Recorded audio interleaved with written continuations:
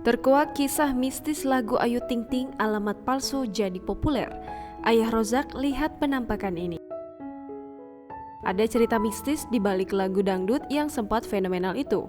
Kisah itu diceritakan sendiri oleh sang empunya lagu dangdut, Ayu Ting Ting. Tak bisa dipungkiri, karir cemerlang Ayu Ting Ting dimulai dari lagu dangdut alamat palsu yang dia nyanyikan.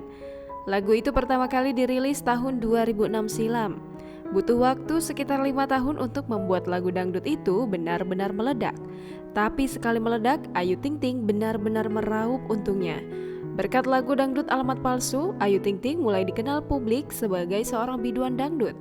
Jadwal manggung Ayu Ting Ting semakin padat, Ibu Bilkis itu juga mulai sering tampil di televisi. Tapi, ada cerita menarik di balik pembuatan lagu dangdut alamat palsu. Ada cerita mistik di baliknya. Penggarapan video klip lagu dangdut alamat palsu diketahui dibuat di sebuah villa di kawasan Megabendung, Puncak, Bogor, Jawa Barat. Seperti dilansir kanal YouTube Kiss You TV pada Jumat 15 Januari 2021, Ayu Ting Ting mengatakan ada makhluk halus hadir di lokasi syuting alamat palsu.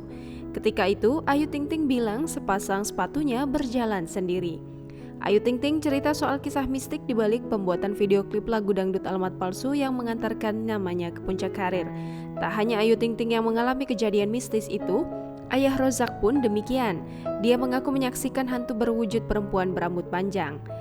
Walau ada kejadian mistis saat penggarapan video klip lagu dangdut itu, alamat palsu adalah pintu masuk Ayu Ting Ting ke dunia industri musik.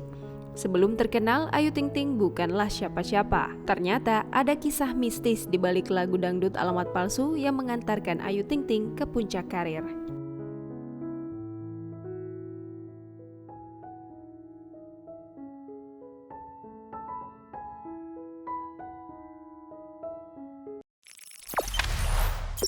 Jangan lupa subscribe, share, komen, dan like ya.